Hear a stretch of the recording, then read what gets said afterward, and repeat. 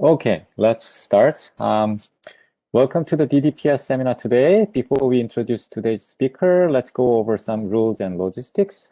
First of all, please mute yourself during the talk unless you have questions so that our speaker can talk without unnecessary interruption. If you have clarification questions, you are welcome to unmute yourself and ask those questions. Otherwise, please use chat room to post your questions so that we can address them in Q&A session at the end. Second, no classified discussion is allowed here, so watch out. Finally, the talk today will be recorded and uploaded in our YouTube channel. All right, that's about it. Now let me introduce our speaker today. It is an honor to host today's speaker, Professor Durasamy, who is an associate professor of aerospace engineering and the director of the Center for Data-Driven Computational Physics at the University of Michigan, Ann Arbor. He holds a PhD in aerospace engineering and a master's degree in applied mathematics from the University of Maryland. His research interests are in various aspects of computational modeling, including data-driven and reduced order modeling, statistical inference, numerical methods, and physics-based modeling. He's also a founder and chief scientist of the Silicon Valley-based startup, which is Geminus AI, which is focused on developing digital twins for industrial processes. Today, Professor Durasamy will present towards robust, accurate, and tractable reduced order models for multi-scale, multi-physics problems, which is aligned with our core interest here at our lab. So we expect a great talk today. Now, without further ado, let me pass the baton to Karthik. Here you go. It's all yours. Thank you, Young-Soo. Thank you for the introduction and for the opportunity to talk about reduced order modeling with you today. So before I get started, let me acknowledge my co-authors, so to speak. In fact, these guys did almost all of the work. So Cheng Huang, who is a research scientist in my group, and two PhD students, Chris Wentland and David Zhu. And I also want to acknowledge that what I'm going to be talking about today is part of a center of excellence that is funded by the Air Force. And so it's a 4-university project. So along with the University of Michigan, we have University of Texas at Austin, Purdue University, and NYU. All right, so reduced order models, I mean, people are becoming more familiar with it as days go by. Generally speaking, the words reduced order modeling, what I mean by them is taking a certain set of governing equations and then developing mathematically formal reduced order models to try to solve the same equations, but on some lower dimensional manifold, okay? And this idea is not new. It's been around for quite a while. And if you actually see the usage of reduced order models, in many fields, we have production-ready software. Here I'm showing a software by the name of, from the company called Axelos.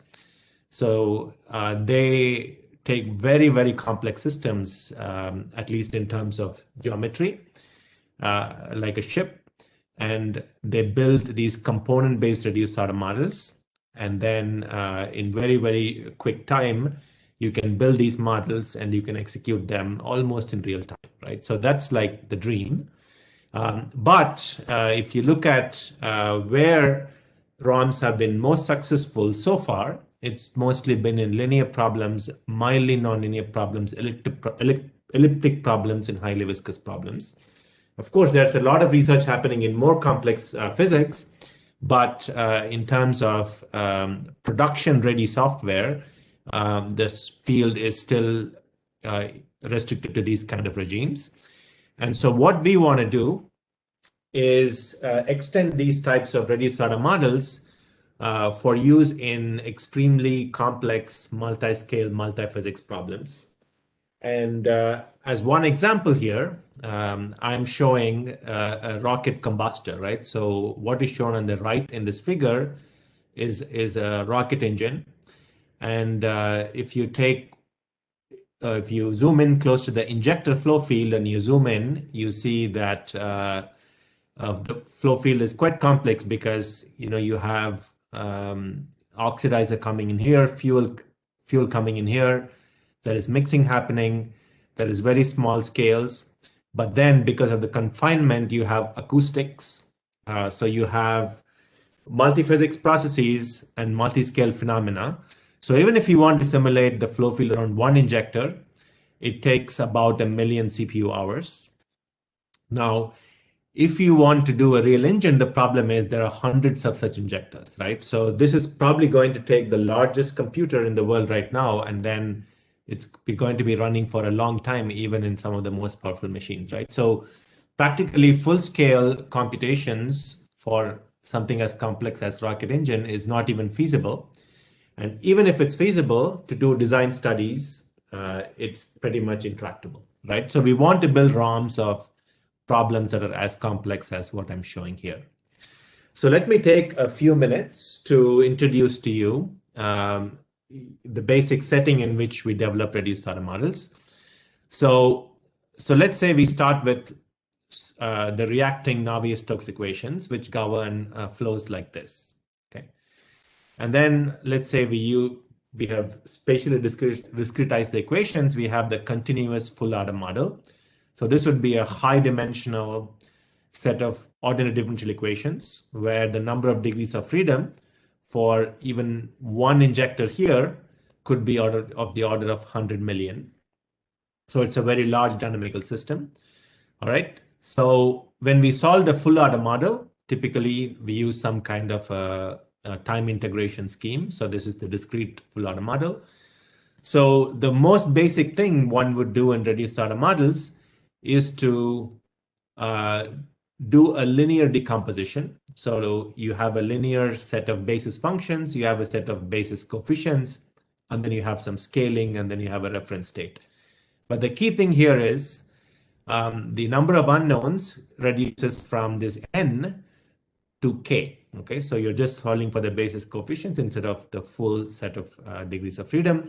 And while capital N could be of the order of 100 million, k could be of the order of 100 or 1000, which is what we're going to be seeing today.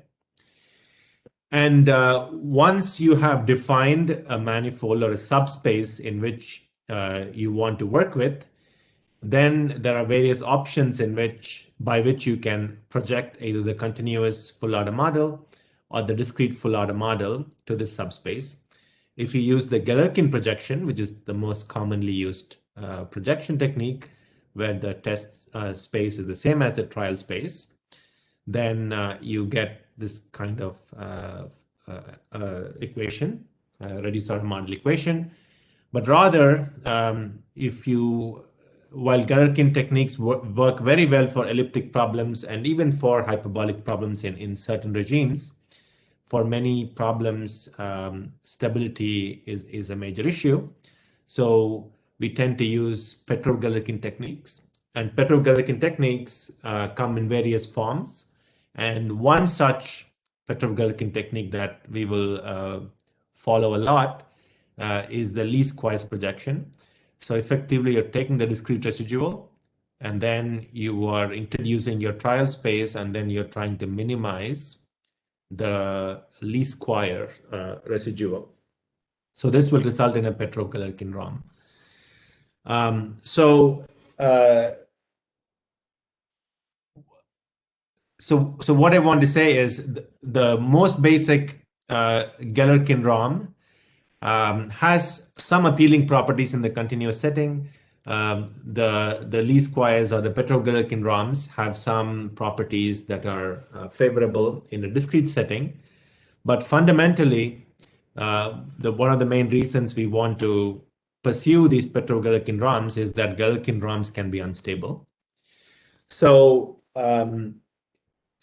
we have this paper on the archive where you can find the following proof. So this is somewhat illustrative for the kind of things we're going to see. So again, let's now restrict the problem to be linear. right? So you have a linear continuous full order model. If you maybe discretize it using a backward Euler in time, you get a discrete full order model. And then if you do a least squares projection, we can actually prove that if the discrete full order model is asymptotically stable in this sense, then the associated least squares based ROM is also asymptotically stable with no further assumptions required. Okay, so if you're from the finite element community, this should not be surprising, but I would still maybe encourage you to look at the proof here, because we've gone through a linear algebra, end-to-end linear algebra proof rather than a functional analytic proof. So basically, this establishes the property that least squares ROMs help stability. It's not a new idea, as I said. Finite element people have been doing it for a long time. One other interesting proof in the same paper is that we show that even when you use Galerkin discretization or a Galerkin reduced order model, you can show that the resulting reduced order model is conditionally stable. Okay, so it is not as if, even if we have very strong multi-scale multi-physics phenomena, it is not necessary that the Galerkin ROM is always stable, always unstable. There are certain conditions by which, under which this can be stable. And one of them, of course, is if you have a symmetric problem. But even if you don't have a symmetric problem, even pure hyperbolic equations, you can actually get the necessary stability. Okay, so the reason why I spent some time introducing these to you is this is the most commonly used reduced order models. And I just wanted to anchor the presentation there. However, all of that said, when we take either the Galerkin ROM or the least squares Galerkin ROM, and we apply it to problems as complex as the one that I showed earlier, they immediately break. Okay, so the Galerkin doesn't even get off the first few time steps, and the least squares perturbed Galerkin ROM also blows up fairly quickly. And the reason is many. And I don't want to say that all of the developments I'm showing is for combustion problems, but much of the development has been motivated by combustion problems. So these are equally applicable to other problems like hypersonics, plasmas, etc. But if you take combustion as an example, as I said earlier, there are many different interactions that happen at many different scales. The reaction regions are extremely intense. If you look at the numbers here, these are extremely large, but then they may be spread over one or two cells. They may be under-resolved. And the other main problem that ROMs face when we apply them to these types of problems is that when something small changes at the inlet, the flow topology can drastically change. And later in the talk, I'll actually show you what we do to address these types of problems. Okay, so high level, these are the three things that I want you to take away. Okay, first, I already spoke about many of the challenges the flow physics itself brings, right? Like extreme stiffness, distributed flame fronts, multi-scale nature. So in the first part of the talk, I'll focus on how to keep these kinds of ROMs stable and accurate. Okay. The second part of the talk, I'm actually going to show how we can be adaptive, right? So I mentioned that if you change something in the inlet, the entire flow topology changes. So how do ROMs handle that? But even more so, even more challenging than that. So what I'm showing here is the POD, proper orthogonal decomposition of a 2D shear layer, okay? And so basically, if I use, say, 0.167 milliseconds of training data, I don't remember how many snapshots it was, and then I do an SVD, this is how the spectrum decays. Okay, then I use some more, this is how the spectrum decays. Okay, so I use more data, this is how the spectrum decays. So basically, when you get into a chaotic flow situation, you cannot handle the amount of information in a very efficient way if you are sticking to a static set of bases. Whether you're in a linear manifold or a nonlinear manifold, it becomes very hard.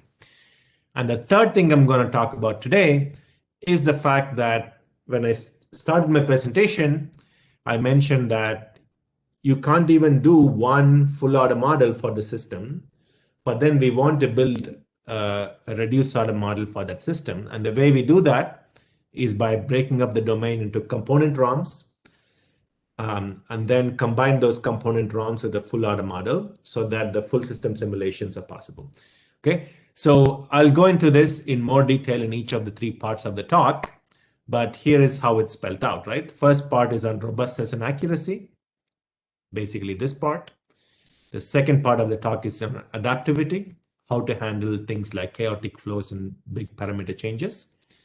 And the third part of the talk is on tractability, meaning how do we enable simulations of complex systems where you can't even afford one full order model. Okay, so that's the plan of action today. And after each part, I will give a brief pause. So if you have any questions, you can ask so that it doesn't become one 45-minute or 50-minute talk. That'd be too boring. All right, so let's focus on the first part. And as I said, almost all of what I'm going to talk about in the first part is in this paper. I'll also reference another paper. So, so I mentioned to you that Petrov-Galerkin basis or a Petrov-Galerkin projection is beneficial. But at the same time, there are some additional things that we have to do. Okay, and the ideas for this approach come from various different viewpoints, or the inspirations comes from various different viewpoints, and I cover all of them in the paper that I just referenced. I'll just walk you through what we do. Okay, so let's say we start with the discretized full order model equations. I'm using backward Euler as an example. So the first thing we do is we do a variable transformation, okay, from the original set of variables Q to another set of variables S, and S should also be complete. Okay, and there are many reasons why we do this variable transformation. It is for stability purposes, it is for convenience purposes. For instance, in combustion problems, even though we want to solve the Garning equations in conservative variables, we can transform them to primitive variables but still retain the conservation properties. And the way we maintain conservation is by introducing these transform variables in a dual time stepping setting, right? So now this n represents physical time steps and p represents pseudo time steps. Okay, so we are still solving the equations in conservation form, but then the unknowns now become the transform set of variables S. And now in pseudo time, I can do a linearization, and I can write the fully discrete residual in pseudo time. And as long as I am driving this residual to 0, I will be solving in the S variables, but I'll still be conservative. Okay, so we still haven't done any reduced order modeling yet, but this is just the transformation step. Okay, so this is where we were in the last slide. And then we can do a decomposition. So this decomposition can be to a linear manifold or to a nonlinear manifold, as Yang-Su does. I'll mostly talk about the linear manifold. Maybe I'll show one slide on the nonlinear. So then we do a decomposition, just like I showed earlier. We build a reconstruction of the transformed variables in terms of a linear basis in this slide, and basis coefficients and additional scaling matrix. And then before we do a least squares projection, we introduce another level of scaling. Okay. So after we do that scaling, and then we do a little bit of algebra, you would finally get a reduced order model that looks like this in the pseudo time. Okay. So again, these SR are the basis coefficients that we are solving for. P represents the pseudo time subiterations, and W represents your effective Petrov-Galerkin basis, Petrov-Galerkin test basis. So, so basically, we did a bunch of things. So what do we get? So first, we get discrete consistency at the sub-iteration level. Second, even though the system is not, the full order model is not symmetric, the reduced order model is symmetrized. And so it inherits the stability properties that I talked about earlier. And at the same time, we are not losing conservation. We also, in the paper, if you look at it, we also add some local stability promoting techniques. And we also show that you can extend it to explicit schemes as well. Okay, so these are some desirable properties. So that's the reduced order model. But as anyone who does nonlinear reduced order models knows, this by itself does not result in a significant cost reduction.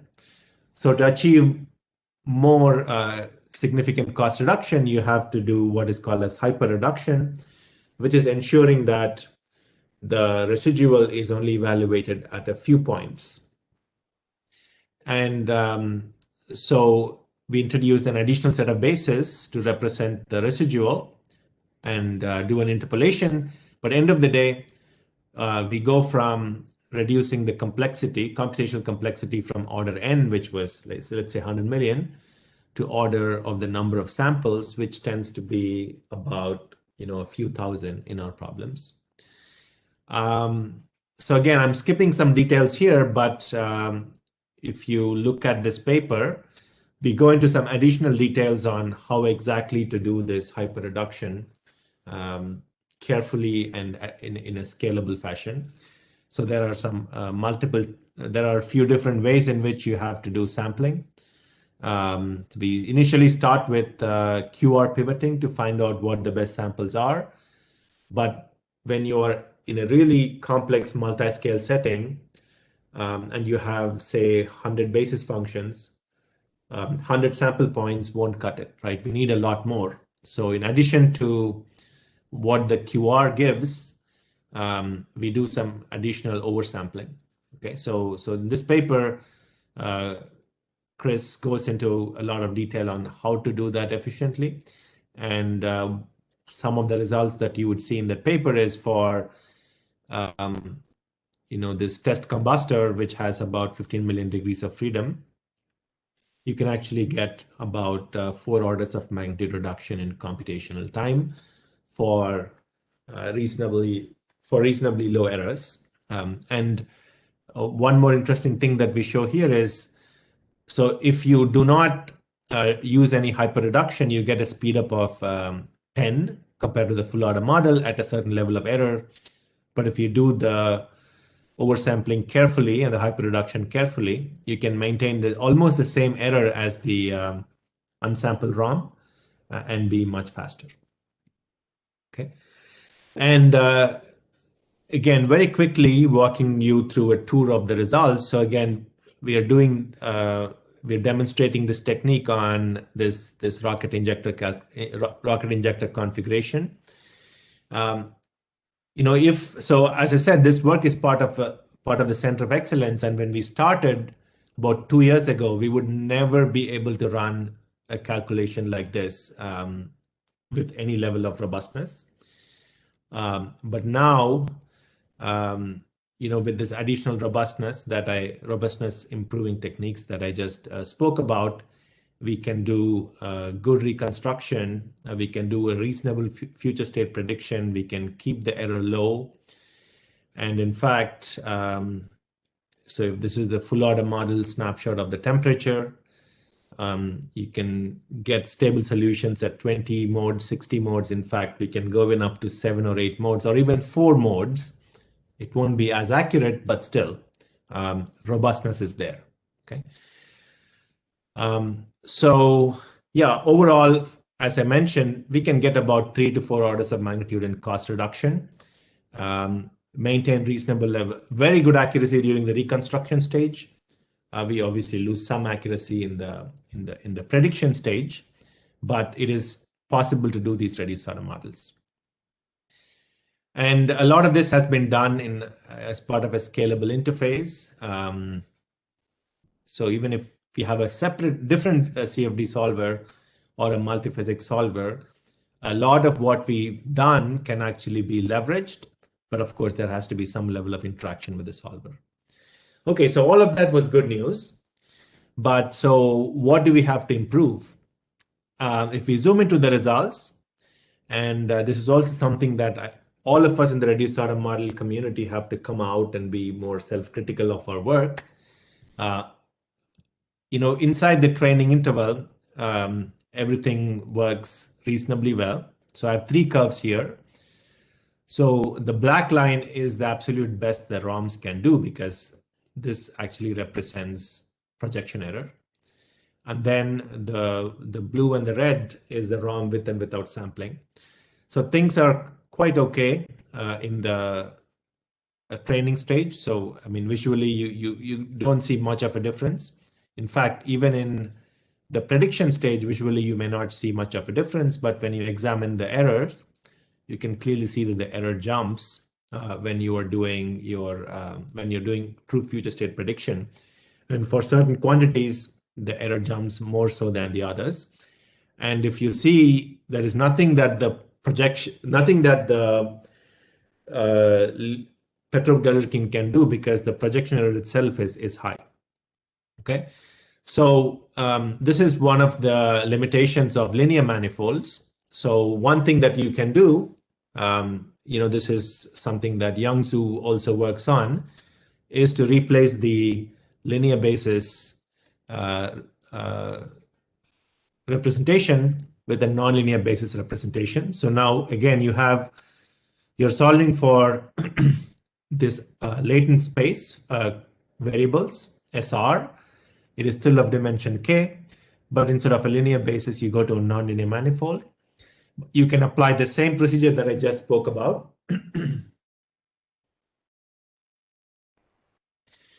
And you can still get a symmetrized ROM that inherits many of the properties that I spoke about earlier. Okay, so I just had a SIAM talk where I went into some results, but I just wanted to say that what I just presented is applicable not just to linear problems, linear manifolds, but also nonlinear manifolds. And nonlinear manifolds do certainly help reduce the error in the future state predictions and parametric predictions. But I think one ongoing area of research is how to efficiently do hyperreduction, right? So I walked you through, I at least hinted that hyperreduction is critical. And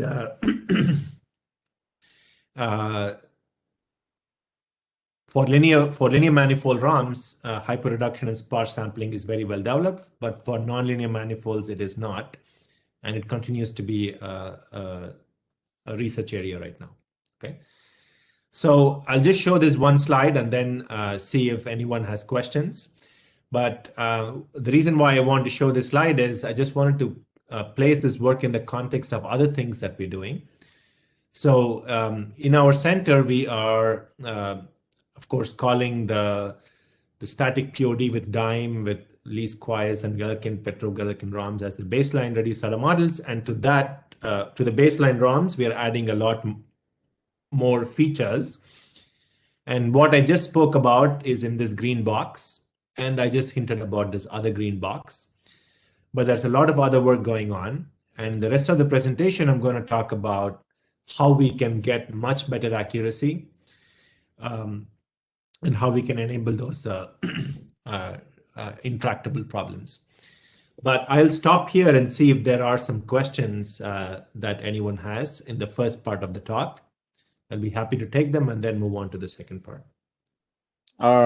Actually, there's 2 questions from Mark Miller in chat room. The first question is, for any given full order model, can you create a progression of ROMs of decreasing fidelity and then use solutions on smaller ROMs to prime the solution on the next bigger one and continue this all the way back up to significantly accelerate the full order model? Yes, I think that's like a multi-scale coarse graining idea. Mm-hmm. The answer is yes, except I don't understand what you mean by priming.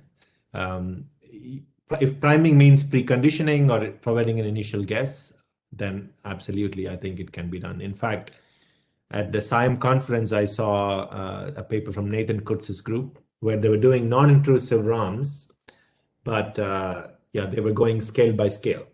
Yeah, it's certainly possible.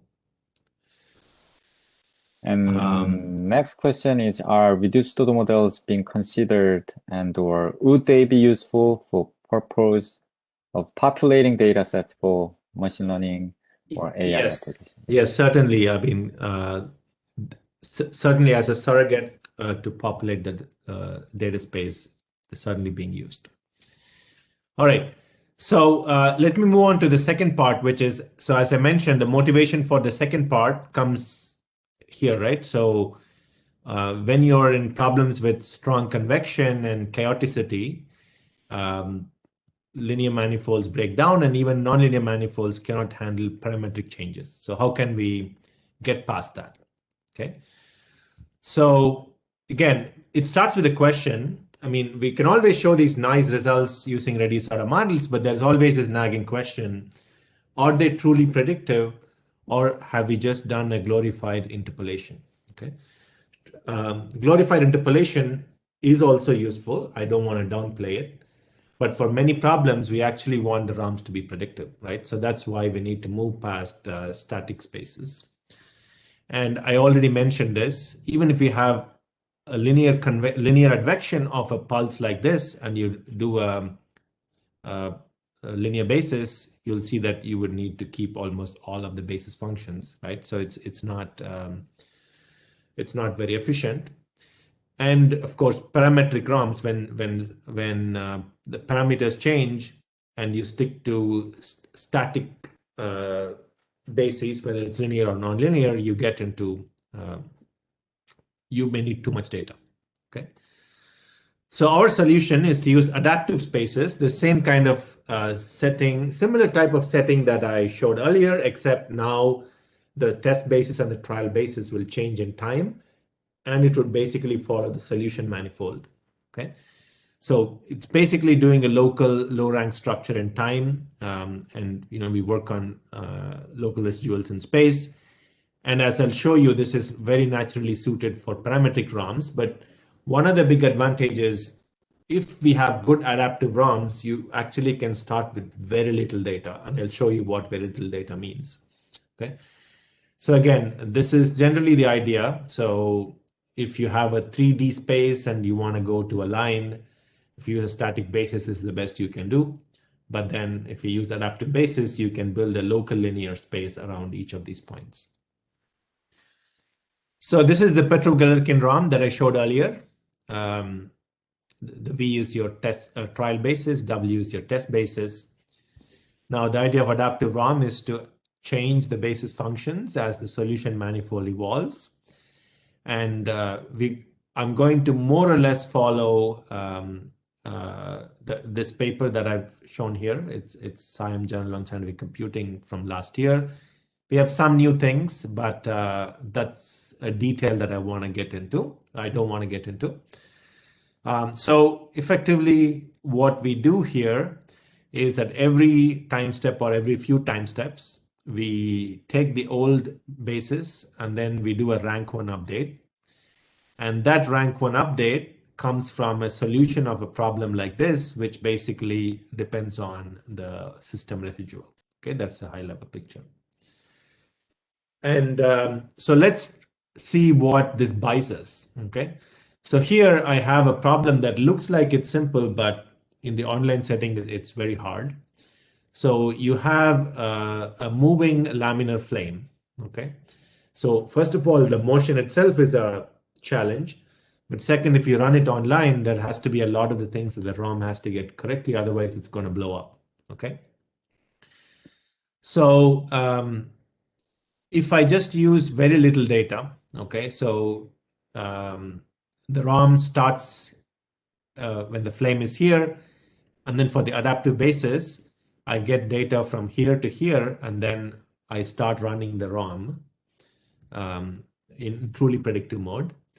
And then if I am doing the static basis, I'm going to take a lot of data, okay? So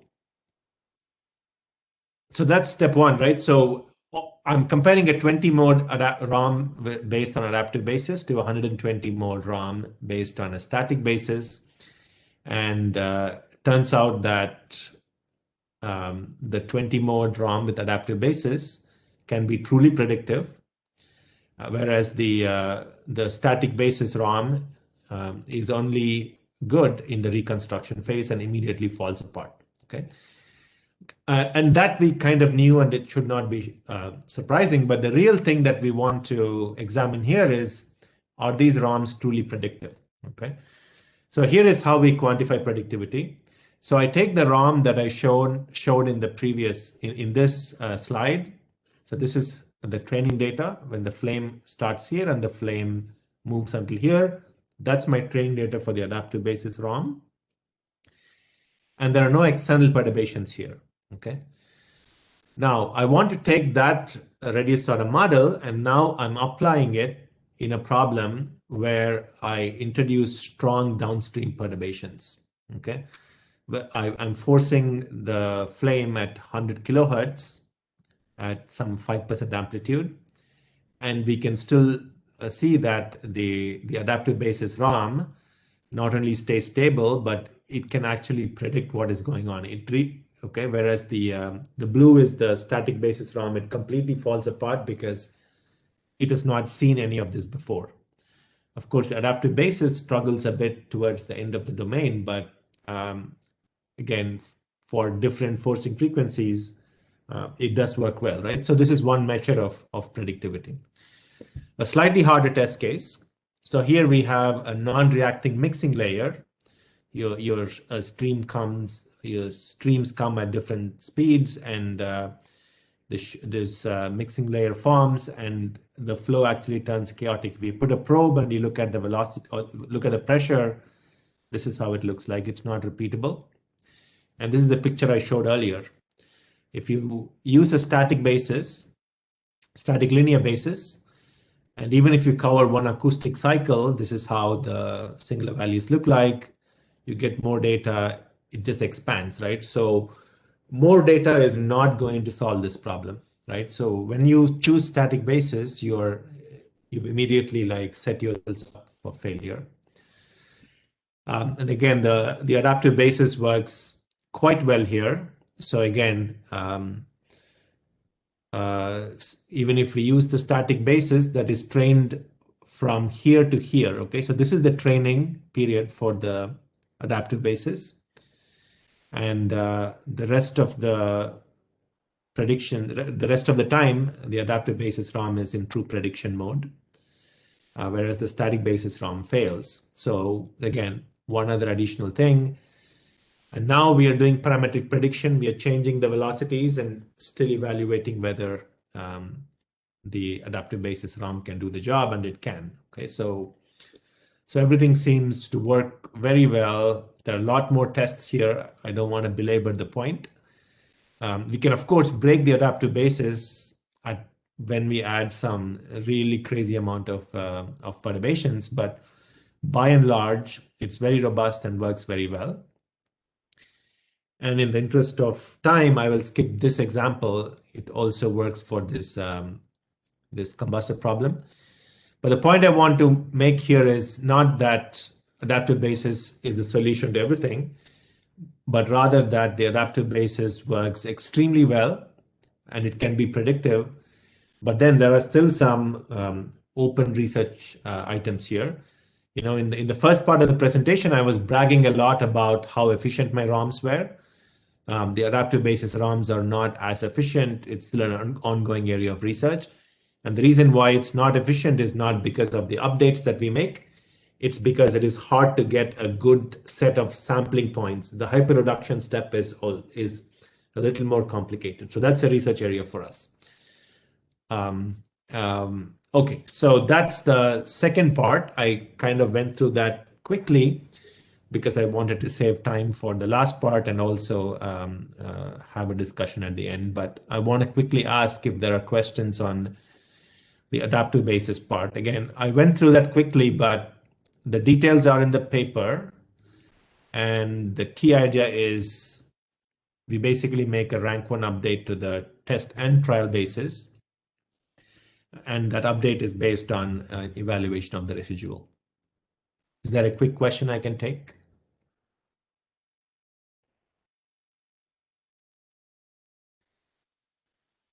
All right, if not, let's move to the last part, right? So again, reminding you, the last part is, can we enable reduced order models of systems that are not tractable, okay, of the full order model? And here, we are breaking this typical paradigm of ROMs where we have a full order model of a system, and then we have some data from that system, and we want to create a parametric ROM, okay?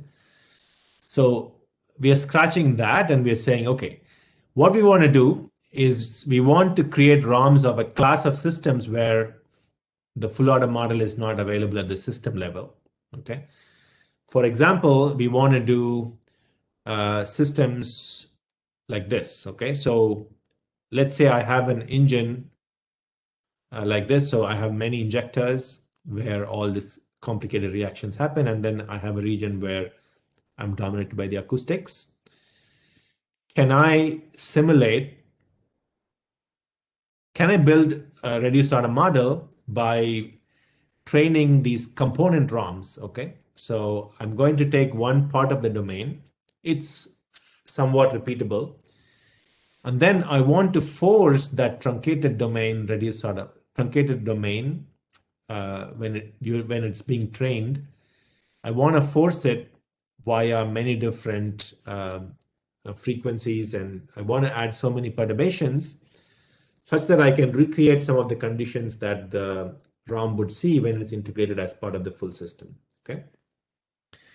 So first we start with training a component ROM. And once that ROM is trained, I want to assemble those reduced order models together and say, okay, can I use that reduced order model to examine the dynamics of this engine, and this engine? Okay, so there are more injectors in each engine. And then sometimes the combustion chamber shape can change, okay? And I can still use it. Again, the reason why we use reduced order models here is this is the physics intensive part. This is where 98% or 99% of the computational cost goes.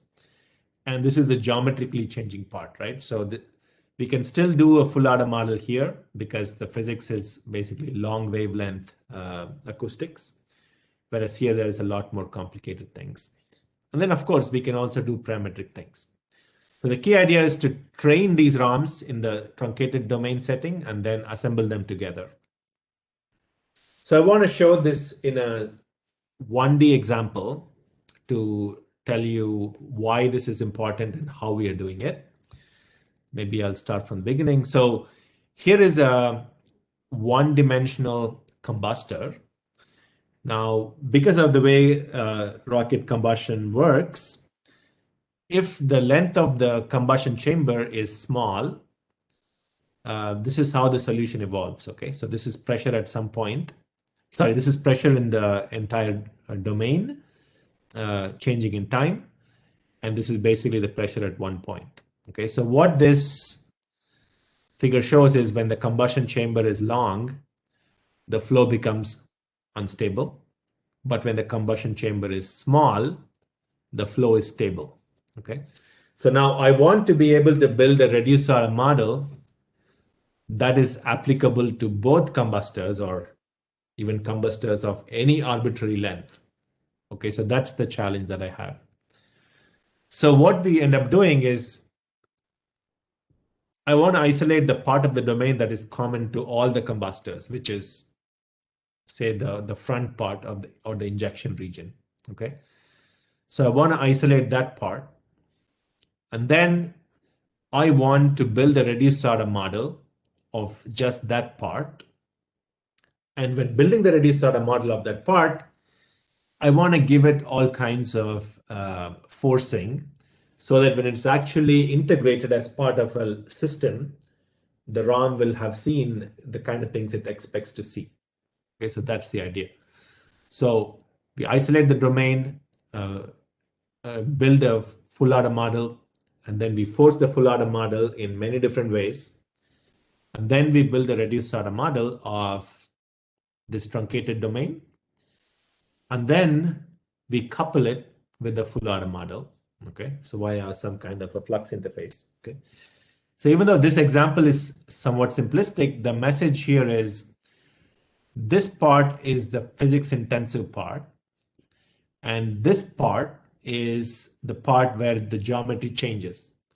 So I have obtained a reduction of the physics intensive part, and I'm going to be changing the geometry in the other part. This part takes a much less time to compute than this. Okay, so that's the multi-fidelity aspect here. And again, so there is this paper, David's paper in the AAA journal, where we go through this, and we actually show that by just training the truncated domain, we can actually get the dynamics of many different combustors. Of course, you need to be forcing the truncated domain full order model at certain level of frequencies. But once you do that, we can actually build reduced order models for the full system, and we are almost free of the geometry, right? So however long the combustion chamber length is, the fact that I trained the full order model in a certain way helps. And we did the same kind of verification in a more complicated case, but the message is the same. We would just basically train these individual injected domains and then force them in the training, and then we stitch them together to create a reduced order model of a system. But the ROMs were basically based on these more like these unit problems. All right, so I just wanted to keep to time, but again, I'll summarize the three main parts of the talk, right? So the three questions that I addressed. First, I said, we want to build ROMs for problems that are very complex. So we want to address the stiffness, nonlinearity, and multi-scale nature. Okay. For that, I presented this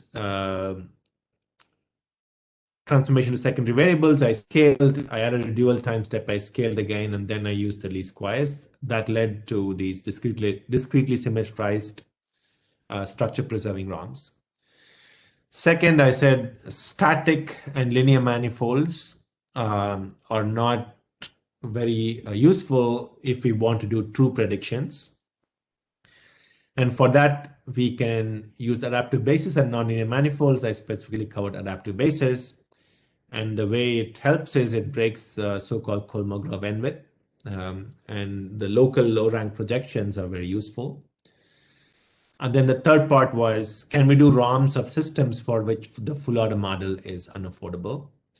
And for that, I said, okay, we can take these truncated domains, train them with various levels of forcing, and then we can integrate them together to get the full system prediction going. Okay, so those were the three parts I covered. If you ask me what are the most important research areas as far as projection-based ROMs go, I already mentioned this, sampling, right? So the hyperreduction for adaptive and nonlinear manifolds is incredibly important. And the second part, which I didn't talk about, but we have a lot of work going on in our center and other people are also working on it, is this question of intrusive versus non-intrusive, right? So everything I spoke about today is an intrusive ROM, which means I take the system of equations and I retain that system, and then I work with that system of equations. But there are other approaches where people are being purely data-driven. Of course, data-driven means you need more data, but you actually inherit less of these stability and stiffness issues if you do that. And of course, there is a hybrid. You can use intrusive and non-intrusive combinations of them, mixing and matching. So these are some of the areas that I think require a lot more research. And this is my last slide. I'll just say that I spoke about three separate aspects of what we're doing in the center, but you can visit our website and check out a lot more that we're doing. Okay. With that, I'll stop talking and take questions. Well, thank you so much for the great talk, Karthik. It was super interesting, at least to me. I think it's super interesting to many people here also. So we do have questions. The first question is I can see the questions, so I can save you Awesome. the time of reading and then Okay. you can comment, right? So the question from Fadi on comment on enforcing conservation laws for these adaptive ROMs. Very good question. So there is some good work coming out of collaboration between Kevin Karlberg and the group at Notre Dame about enforcing conservation and stiffness and other properties for static basis ROMs and maybe even for linear and nonlinear, but we have not enforced conservation in the adaptive ROMs, especially when we use sampling. So that's perhaps an area that in fact, that's a good point. I would probably add imposition of additional properties as a research area. I should have mentioned that as well. Yeah, so we have not done it for adaptive ROMs, but we do it for static ROMs. And the second question is a bit about non-intrusive ROMs. So we are pursuing two classes of non-intrusive ROMs. One, which is led by Professor Karen Wilcox's group out of Texas, Austin. So they look at what they call as a lift and learn approach, where they take our set of variables, they augment them, and then this is called a lifting transformation. And then they prescribe the structure of the ROM to be quadratic. So that's one approach. The other approach that we pursue in our group, again, you can find some of the publications in this page, is we directly use convolutional autoencoders. The special thing we do is we do convolutional autoencoders in space as well as in time. And then in the space-time reduced latent space, we apply regressors. So those are two approaches that we pursue. We also have a Koopman-based approach, but you can find all the papers here. And then the next question from Hailey is the ROM model optimized for particular observables? Good question. One paper in our 33 or 34 that we have in the center, we are looking at goal-oriented ROMs. But generally, everything that I showed today, we're going for full state. But yes, focusing on specific observables would certainly be a good direction to work in.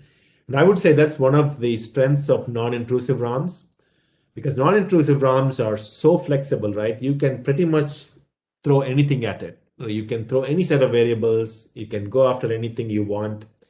You're not bound by completeness, and conservation doesn't mean anything. So in a sense, they are maybe too flexible, but I think goal-oriented ROMs, I would say non-intrusive methods may be better suited, but there are also people who are working on goal-oriented intrusive ROMs.